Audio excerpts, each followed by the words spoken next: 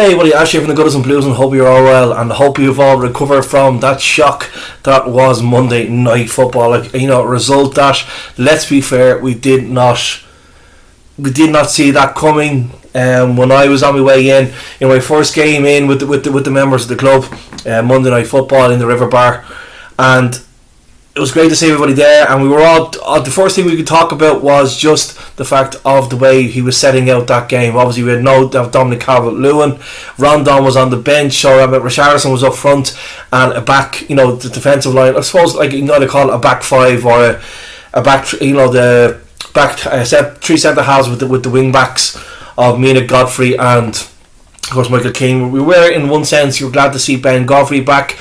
Wasn't one of his best games, obviously he's still getting back up to speed with his first kind of appearance of the season, but right from the off we just had that feeling that the formation just wasn't going to work whatsoever. And right at the start of the game, before the game kicked off, Sky were focusing on Ben Mee and his 200 Premier League appearance for Burnley, and he just knew what was going to happen. And obviously we started okay, but we couldn't play the ball through midfield. Doucouré and Allen were too afraid to move too much forward in case they were left short at the back. So that meant Doucouré couldn't go on these big runs, although he did have our first chance of the game that was saved by Pope. But 0-0 at half time, and I'm thinking, okay, Rafa has surely got some hell of a thinking to do. He can't continue to play this way as he come into the second half. And right from the second half, out he comes, and it was still exactly the same. And I'm sitting there and couldn't fathom what his plan is. It wasn't working that first half, and of course we go 1-0 down. Of course Ben Mee heads home.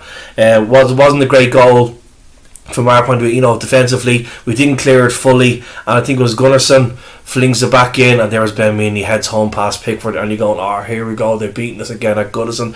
And to be fair, we did get the equaliser through Michael Keane, an absolute great cross by Andros Townsend, flings it in, and there's Michael Keane, heads home. Pope has no chance, and that was before Rafa shake things up, changed the formation, went to back four. Andre Gomez comes on for Ben Godfrey, and the game changed from there.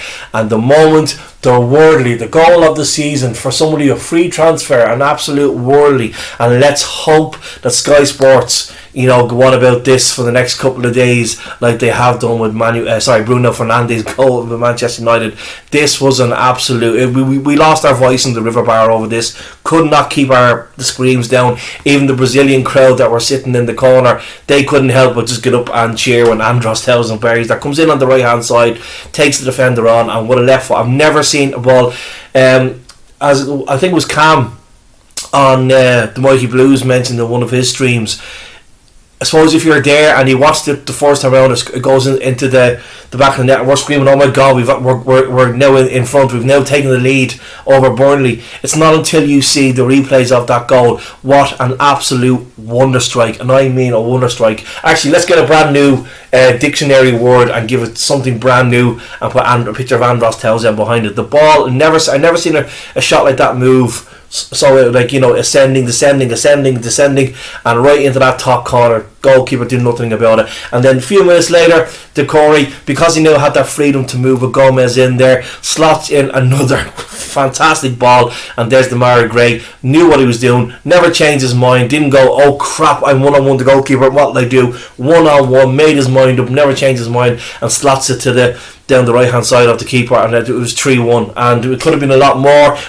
I was talking to Brendan, and we were screaming, let's go and get another 2 goals, and let's go top of the league, even though we're joint top. Let's get the 2 goals for goal difference, and we could have had them. Doucouré obviously had an offside. Andre Gomez, as I said, did well when he came on. He missed one as well. The ball fell to him. He wrapped his foot around and just put it past the post. We could have a couple more. Rondon, if I remember correctly, didn't do too much, but there was a ball that came into the box and he did slide towards it to try and make contact, but it was just too far away. So apart from that first half, which was very, very poor, very and worrying football, it's nice to see 2 things basically. One, that Rafa was willing to change things. Fair enough, he gave it time. I didn't think he would do that. He gave it time. in that first half, the start of the second half, to see how things would play out. And then once we got the equaliser, he clicked the fingers, made those changes, and it paid dividend. And number 2, and the one that I'm really most proud of, as you know, watching Everton, once we went 3-1 up, we didn't take our foot off the gas. We kept going, and we wanted more. And now, you know, you're looking at that table, wondering where this side can take it. You know, we have to give our heads a wobble as well. We've got, you know, these games were tough. You know, our 2 games at Goodison, we've had come from behind to win those games. Don't get me wrong, it's a fantastic achievement. But you know, we have another tough game against Villa on Saturday, and then obviously as the weeks go on, the bigger boys are going to start making their way, you know, to Goodison, and it's up to us to, you know, get a dimension of playing them as well. But when you look at, you know, where the goals are coming from, 1.5 million and a free transfer, and that was even Dominic Calvert-Lewin wasn't even involved in this game. And not that we don't want to be playing without him, you know, Richarlison did have another, I suppose it was a quiet game. He did have a chance where he was put through, but he just went offside. He didn't do much in the game itself, apart from he did get involved with 3 of the Burnley defenders for some reason, and of course in came Seamus Coleman to sort that out.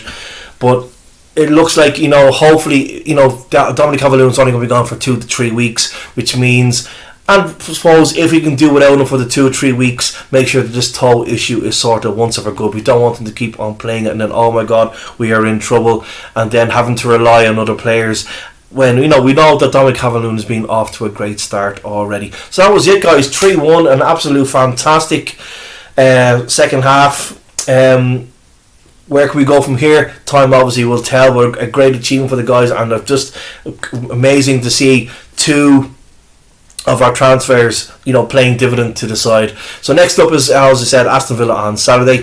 Hope the members will turn out. Until then, guys, hope you enjoyed the video. Don't forget the podcast, and stay blue.